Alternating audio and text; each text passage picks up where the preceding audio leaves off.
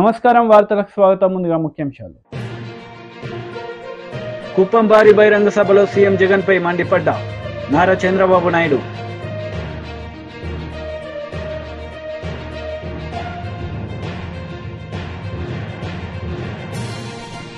మాజీ మంత్రి హరీష్ రావు మీడియా సమావేశం, సీఎం రేవంత్ రెడ్డిపై ఫైర్.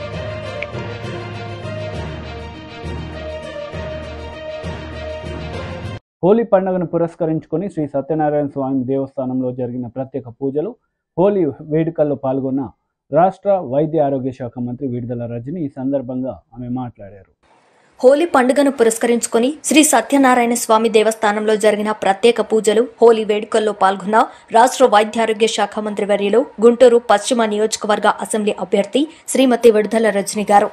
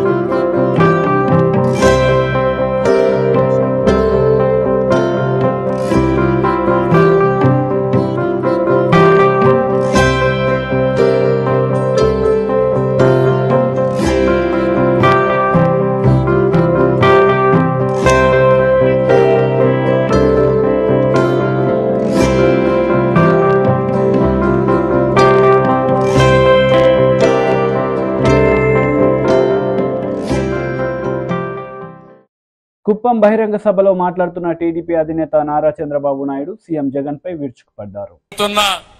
ఇంకొక సంఘటన చెప్తున్నా, ఇక్కడనే MLA Palamaner MLA the great Venkata Gowda అక్రమాలకు అడ్డే లేదు.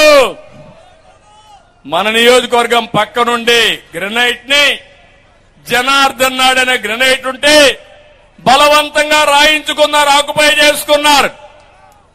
కరెంటు ఛార్జీలు ఆయనకి ఇచ్చేసిన తర్వాత కరెంటు వాడుకొని బిల్లుని పంపించారు. మళ్ళీ ఈయన కోరి లాగేసుకున్నారు, వాడుకున్నారు. మళ్ళా కరెంటు బిల్లు కట్టమంటే నేనెందుకు కడతాను, వాడింది నువ్వు కట్టుకుంటే దాని మీద వేధింపులు ప్రారంభమైనాయి. తమ్ముళ్ళు, ఇవి చూసిన తర్వాత ఇక్కడే ఉన్నాడు. ఈరోజు నేను అడుగుతున్నా మిమ్మల్ని, ఈ సంఘటనలు 4-5 సంఘటనలే చెప్పాను. ఊరూరులో ఇలాంటి సంఘటనలు జరుగుతున్నాయి, వాడవాడలో ఇలాంటి సంఘటనలు జరుగుతున్నాయి. ఇది యథార్థం అవునా కాదా అని మిమ్మల్ని అడుగుతున్నా. కొంతమంది బయట వస్తున్నారు, కొంతమంది బయట రాలేకపోతున్నారు, కుంగిపోతున్నారు, ఎవరికి చెప్పుకోలేకపోతున్నారు. ఆ భయంతో బ్రతకలేమని ఆత్మహత్యలు చేసుకుంటున్నారు. అది ఈరోజు ఈ రాష్ట్రంలో జరిగే పరిస్థితి. అబ్దుల్ సలాం నంద్యాల, 4 భార్య భర్త 2 పిల్లలు, రైలు కింద పిల్లల్ని కట్టేసి పెట్టి భార్య భర్త ఆ రైలు కింద పడి చనిపోయారంటే ఎంత మనోవేదన అనుభవించారు, ఎంత కష్టపడ్డారు, ఎంత క్రూరంగా చనిపోయారో మీరు ఆలోచించుకోవాల్సిన అవసరం ఉంది. ఇలాంటివన్నీ చూసిన తర్వాత నేను అనిపించింది, డ్రగ్స్ విశాఖపట్నం 25,000 కేజీలు డ్రగ్స్ వచ్చాయి తమ్ముళ్ళు. 1 కేజీ కాదు, ఒక 5 గ్రాములు వేసుకుంటే ఇంక మత్తులోకి వెళ్ళిపోతారు మీరు. 5 గ్రాములు కూడా అనుకుంటే 1-2 గ్రాములే, చాలా తక్కువ. 1 గ్రాము, 1 గ్రామే నాకు తెలియదు. ఎవరు నేను వాడేవాళ్ళు ఉంటే నాకు తెలియదు అని కూడా చెప్తున్నా. ఎందుకంటే కిళ్ళీ కొట్లు డ్రగ్స్ ఉన్నాయి, అవునా కాదా? గంజాయి ఉంది, అవునా కాదా? ఒక్క విషయం మీరు గుర్తుపెట్టుకోవాలి, 4 3 మునుపు నేను గంజాయి పైన పోరాడాను. ముద్రా పోర్ట్ నుంచి డ్రగ్స్ వచ్చాయి, విజయవాడ అడ్రస్ తో వచ్చాయి. మాజీ మంత్రి హరీష్ రావు మీడియా సమావేశం నిర్వహించారు. పంటలు ఎండిపోయి రైతన్నలు తీవ్ర ఆందోళనలో ఉన్నారని హరీష్ రావు సీఎం రేవంత్ రెడ్డిపై విమర్శలు గుప్పించారు. దేవురుప్పుల మండలం లక్ష్మీబాయి తండాకు నేను నాతో పాటు గౌరవ మాజీ ఉప ముఖ్యమంత్రి వర్యులు కడియం శ్రీహరి గారు, మాజీ మంత్రి దయాకర్ రావు గారు, మాజీ మంత్రి సత్యవతి రాథోడ్ గారు, పెద్ది సుదర్శన్ రెడ్డి గారు, మేమందరం కూడా క్షేత్రంలో రైతుల యొక్క పరిస్థితి చూడడానికి వెళ్ళడం జరిగింది. సో ఆ లక్ష్మీబాయి తండాకు వెళ్ళినప్పుడు రైతుల కళ్ళల్లో కన్నీళ్లు, ఆవేదన ప్రత్యక్షంగా చూసాం. ఒక రైతు సత్యమ్మ, ఆవిడ పొలంలోకి మేము వెళ్ళాం. భర్త పేరు నరసింహ అనుకుంటా. 4 బోర్లు వేశారు. 4 బోర్లు వేస్తే చుక్క నీళ్లు పడలేదు. బావులు పూడిక తీయడానికి క్రేన్లు కిరాయికి తెచ్చుకొని పూడిక తీస్తూ ఉన్నాం. దాదాపు 4 లక్షల రూపాయలు అప్పయిందని చెప్పి వాళ్ళు ఎంతో ఆవేదనతో మా దృష్టికి తీసుకురావడం జరిగింది. అట్లా ఒక్కొక్క రైతు, లక్ష్మి అనే రైతు 6 బోర్లు వేశానని, సత్యమ్మ 4 బోర్లు వేశానని, జంకు 9 బోర్లు వేశానని, శివశంకర్ 6 బోర్లు వేశానని, విజయ 4 బోర్లు వేశామని, వేసిన పంటలో బారాన ఎండిపోయింది, చారాన్నే మిగిలింది, అది కూడా వస్తుందా రాదా అనేటువంటి ఆందోళన రైతుల కళ్ళల్లో కనబడ్డది. ఇంత జరుగుతూ ఉంటే, పరిస్థితి క్షేత్రస్థాయిలో ఇంత గంభీరంగా ఉంటే ఈ రాష్ట్ర ప్రభుత్వానికి చీమగుట్టినట్టు కూడా లేదు. ఆ రైతులతో నిన్న నేను మాట్లాడినప్పుడు గత 10 ఏళ్లలో ఎన్నడూ ఇట్లాంటి పరిస్థితి రాలేదు. కేసీఆర్ గారు ఉన్నాక ఒక గుంట కూడా ఎండలేదు. ఈ ప్రభుత్వం వచ్చిన తర్వాత పరిస్థితి దయనీయంగా ఉంది. మా తండాలో తాగడానికి కూడా నీళ్లు రావడం లేదు. వారం రోజులకు ఒక్కసారి మంచినీళ్ళు వస్తూ ఉన్నాయి అని చెప్పి ఆ అక్కా చెల్లెలు ఎంతో ఆవేదన వెలుబుచ్చడం జరిగింది. అంటే 3 నెలల కాంగ్రెస్ పాలన చూస్తే ప్రజా సమస్యల మీద ఈ కాంగ్రెస్ పార్టీకి, ప్రభుత్వానికి అసలు పట్టిలేదని మనకు స్పష్టంగా అర్థమవుతా ఉంది. కానీ అదే సమయంలో ప్రజల దృష్టి మరల్చడానికి చిల్లర ప్రయత్నాల మీద ఎక్కువ దృష్టి పెట్టినట్టు కూడా మనకు స్పష్టమవుతా ఉంది. రాష్ట్రంలో రైతులు గత 10 ఏళ్లలో ఎప్పుడూ లేనంత తీవ్రమైనటువంటి ఆందోళనలో ఇవాళ రాష్ట్రంలో రైతులు ఉన్నారు. ఒకవైపు ఈ రాష్ట్ర ప్రభుత్వం నీటి నిర్వహణ విధానం సరిగా లేక రైతులకు నీళ్లు ఇవ్వడంలో ఈ ప్రభుత్వం పూర్తిగా విఫలం చెందడం, మరోవైపు రైతు బంధు రాకపోవడం, మూడోది కరెంటు ఎప్పుడు వస్తుందో ఎప్పుడు పోతుందో అర్థం కాక ఈ వచిరాని కరెంటుతో, లో వోల్టేజీ కరెంటుతో మోటార్లు కాలిపోతూ ఉంటే ఇవాళ రైతుల మీద ఆర్థిక భారం పడుతున్నటువంటి పరిస్థితి. మరోవైపు వడగళ్ల వాన, అకాల వర్షాలతోని కూడా ఈరోజు పంట నష్టం జరుగుతూ ఉంది. ఇవన్నీ కూడా ఒక తీవ్రమైనటువంటి ఆందోళనలో ఇలా రైతాంగం ఉన్నటువంటి పరిస్థితి. రాష్ట్రంలో దాదాపు 20 లక్షల ఎకరాల్లో పంట ఎండిపోయినట్టుగా మా పార్టీకి ప్రాథమికంగా అందుతున్నటువంటి సమాచారం. ఇలా 20 లక్షల ఎకరాల్లో పంట ఎండుతూ ఉంటే ఇప్పటికీ కాంగ్రెస్ వచ్చిన ఈ 100 రోజుల్లో 180 మంది రైతులు ఆత్మహత్య చేసుకున్నారు. పరిస్థితి ఏమో ఇంత గంభీరంగా ఉంది. కానీ కాంగ్రెస్ పార్టీ మాత్రం అసలు ఈ ప్రభుత్వానికి, ముఖ్యమంత్రి గారికి, ఈ మంత్రులకు టైం దొరకలేదు. క్షేత్రస్థాయిలో వెళ్ళి పరిస్థితిని అంచనా వేయడానికి కానీ, రైతుల్ని ఓదార్చడానికి కానీ, రైతులకు భరోసా కల్పించడానికి కానీ ఈ ప్రభుత్వానికి అసలు టైం దొరకలేదు. ఇతర పార్టీల మీద, చేరికల మీద వీళ్ళకి దృష్టి పెడతా ఉన్నారు తప్ప, కానీ వీళ్ళు ఈ రాష్ట్రంలో 180 మంది రైతులు ఆత్మహత్య చేసుకొని పరిస్థితి ఇంత ఆందోళనగా ఉంటే కనీసం అసలు ఆలోచిస్తున్నటువంటి పరిస్థితి లేదు. ఒక అధికారుల బృందాన్నైనా పంపించిండ్రా?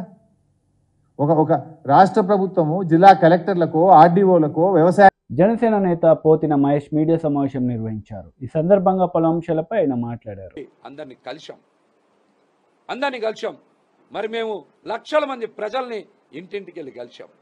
వాళ్ళ కష్టాలు, ఇబ్బందులు తెలుసుకున్నాం. కొండ ప్రాంతాల్లో విస్తృతంగా పర్యటన చేశాం. పశ్చిమ నియోజకవర్గంలో 11 వార్డులు కొండ ప్రాంతంలో ఉన్నాయి. మరి సగం వార్డులు అంటే 1,25,000 ఓట్లు కొండ ప్రాంతంలోనే ఉన్నాయి. అయినా మేము మా కేడర్ ఎక్కడా కూడా విశ్రమించకుండా కొండ ప్రాంతాల అభివృద్ధి కోసం కూడా కొండ ప్రాంతాల్లో ప్రత్యేక పర్యటన చేశాం. ఆ ప్రాంతాల అభివృద్ధి కోసం ప్రత్యేక ప్రణాళిక రూపొందించాం. ఒక బోర్డు ఏర్పాటు చేయాలని కూడా మేము డిమాండ్ చేసాం. కొండ ప్రాంతాల అభివృద్ధి కోసం ఒక బోర్డు ఏర్పాటు చేయాలి, 1000 కోట్ల రూపాయల నిధులు మంజూరు చేయాలని ఇట్లాంటి డిమాండ్స్ కూడా బయటికి తీసుకొచ్చాం. పశ్చిమ నియోజకవర్గ ప్రజలు పశ్చిమంలోనే సొంత ఇంటి కళ సాకారం అవ్వాలనేటువంటి డిమాండ్ని బయటికి తీసుకొచ్చాం. అందుకు సంబంధించిన స్థలాల్ని అన్వేషించాం. 30,000 ఇళ్ళు కట్టడానికి కూడా ఇక్కడ ప్రొవిజన్ ఉంది, స్థలాలు ఉన్నాయని కూడా మేము ప్రజలకు తెలియజేశాం. నియోజకవర్గం గురించి అణువు మాకు తెలుసు, ప్రజలతో మమేకం అయిపోయి ఉన్నాం. ఈ రోజున అనేక మంది చాలా మంది మాట్లాడుతున్నారు. పశ్చిమ నియోజకవర్గ సీటు జనసేన పార్టీ తరఫున పోతిని మహేష్కి ఇవ్వడమే న్యాయం, ధర్మం అని పవన్ కళ్యాణ్ గారికి విజ్ఞప్తి చేస్తా ఉన్నా. మళ్ళీ చెప్తా ఉన్నా, ఈ సీటు కష్టానికి విధేయతకి ఇచ్చేటువంటి గుర్తింపు అని కూడా ఈ సందర్భంగా తెలియజేస్తున్నా.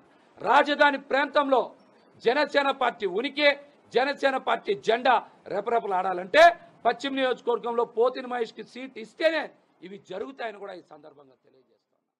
హోలీ సంబరాల్లో కరీంనగర్ ఎంపీ బండి సంజయ్ పాల్గొని కార్యకర్తలతో హోలీ సంబరాలు ఘనంగా జరుపుకున్నారు. ఈ సందర్భంగా మీడియాతో ఆయన మాట్లాడారు.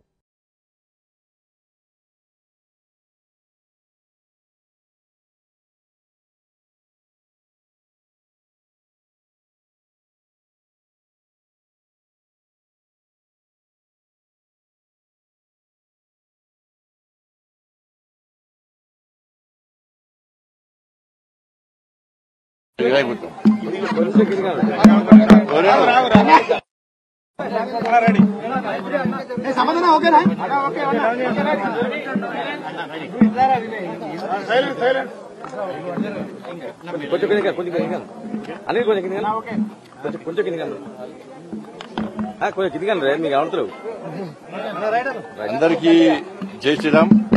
హిందూ బంధువులందరూ కూడా హోలీ పండుగ సందర్భంగా హృదయపూర్వక శుభాకాంక్షలు తెలియజేస్తూ, అలా హోలీ పండుగను చిన్న పెద్ద ముసలి ముతక తేడా లేకుండా అందరూ కూడా ఒక బ్రహ్మాండమైన వాతావరణంలో, ఒక సంతోషకరమైన వాతావరణంలో వాళ్ళ హోలీ పండుగను జరుపుకుంటా ఉన్నారు. హిందూ ధర్మంలో ప్రతి పండుగ కూడా ఒక పరమార్థం ఉంటుంది. అది హిందూ ధర్మం యొక్క గొప్పతనం. వాళ్ళ రంగురంగుల అనేక రకాల కలర్స్ తోని వాళ్ళ హోలీ పండుగను జరుపుకుంటూ ఏ విధంగా ఉత్సాహంగా, ఉల్లాసంగా, ఒక ప్రశాంతమైన వాతావరణంలో, ఒక సంతోషకరమైన వాతావరణంలో హోలీ పండుగ జరుపుకుంటున్నాము. అదేవిధంగా అందరి జీవితాలు సుఖ సంతోషాలతో ముందుకు సాగాలని చెప్పి, వాళ్ళ కష్టాలని తొలగిపోవాలని చెప్పి హోలీ పండుగను ఏ విధంగా సంతోషకరమైన వాతావరణంలో రంగులన్నీ జరుపుకొని రంగులతో జరుపుకుంటున్నామో, మన నిత్య జీవితం కూడా ఒక మంచి వాతావరణంలో నిత్య జీవితం గడపాలని చెప్పి మనస్ఫూర్తిగా అమ్మవారిని ఆశీర్వాదం ఇవ్వాలని చెప్పి కోరుకుంటూ, ప్రతి ఒక్కరు కూడా పవిత్రమైన హోలీ పండుగ సందర్భంగా శుభాకాంక్షలు. ఒక మంచి ఆలోచనతో హోలీ పండుగ జరుపుకోవాలని చెప్పి, జాగ్రత్తగా హోలీ పండుగ జరుపుకోవాలని చెప్పి, ఎందుకంటే చాలా చిన్న చిన్న పిల్లలు ఉంటారు, హోలీ పండుగ జరుపుకోవాల్సిందే. కానీ ఎవరికి ఇబ్బంది కాకుండా, ఎవరిని ఇబ్బంది పెట్టకుండా ఈ హోలీ పండుగను జరుపుకోవాల్సింది అందరికీ విజ్ఞప్తి చేస్తూ, మరొకసారి ప్రతి ఒక్కరు కూడా హోలీ పండుగ శుభాకాంక్షలు. భారత్ మాతాకి జై.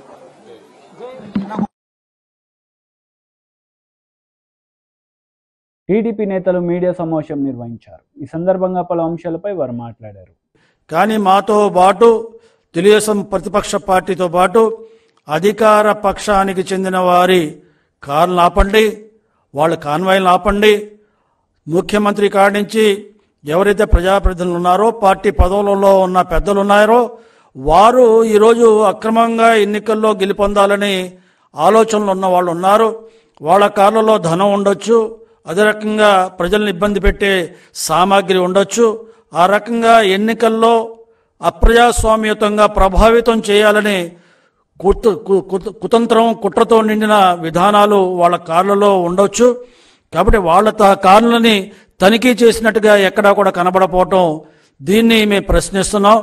ఇదే విధానంలో పోలీసులు ఏకపక్షంగా ప్రతిపక్షాలనే, మరి ముఖ్యంగా తెలుగుదేశం పార్టీనే ఈనాడు మరి టార్గెట్ చేసి ఈ రకంగా తనిఖీలు చేస్తే రేపు మీరు ఇబ్బందికి పాలవుతారు. మేము తప్పనిసరిగా ఎలక్షన్ కమిషన్కి ఈ పోలీస్ విధానం మీద, పోలీసులు నిర్వహిస్తున్న పక్షపూరిత విధానాల మీద మేము అది మరి ఎన్నికల కమిటీకి ఎన్నికల సంఘానికి మేము ఫిర్యాదు చేస్తాం. కాబట్టి ఇటువంటి విధానాలు మానుకోవాలి.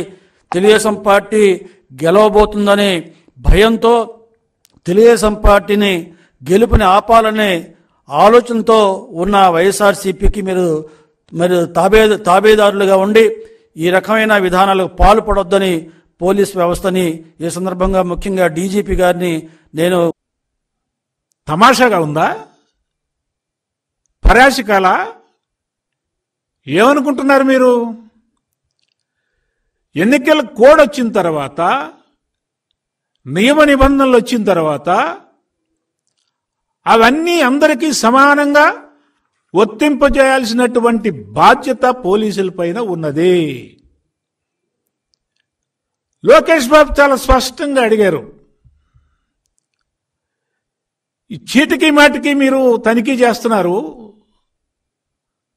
మీకు పైనుంచి ఆదేశాలు కేవలం నా కాన్వాయ్ని మాత్రమే తనిఖీ చేయాలని చెప్పని మీకేమైనా ఆదేశాలు ఉన్నాయా అని చెప్పని కూడా అడిగారు. అక్కడున్నటువంటి సిఏ శ్రీనివాస్ కాదు, వచ్చేపోయే కార్లన్నింటినీ తనిఖీ చేయమన్నారండి అని చెప్పి సమాధానం చెప్పాడు. మరి వచ్చేపోయే కారులో ముఖ్యమంత్రి గారి కారు కూడా ఉంది కదా. ఎన్నికల కోడ్ వచ్చిన తర్వాత ఎవరికి ఎక్సెప్షన్ ఉండదు. ఆయన ముఖ్యమంత్రి, మంత్రి, ఎమ్మెల్యేనా, మాజీ ఎమ్మెల్సీనా, మాజీ మంత్రి అని ఉండదు. నువ్వే చెప్పావు ప్రతి ఒక్కళ్ళ కారు తనిఖీ చేయమని మాకు పైనుంచి ఆర్డర్స్ ఉన్నాయి అని చెప్పని. అంటే ఈ ఆర్డర్స్ కేవలం తెలుగుదేశం పార్టీ నాయకులకే వర్తిస్తాయా? మంగళగిరిలో యథేచ్ఛగా జగన్మోహన్ రెడ్డి బొమ్మలు,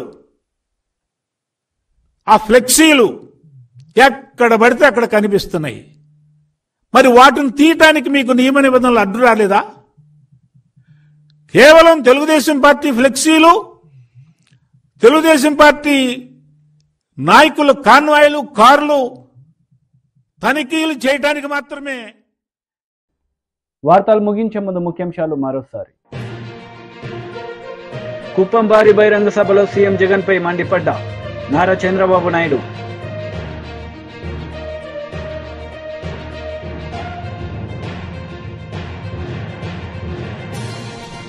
మాజీ మంత్రి హరీష్ రావు మీడియా సమావేశం, సీఎం రేవంత్ రెడ్డిపై ఫైర్.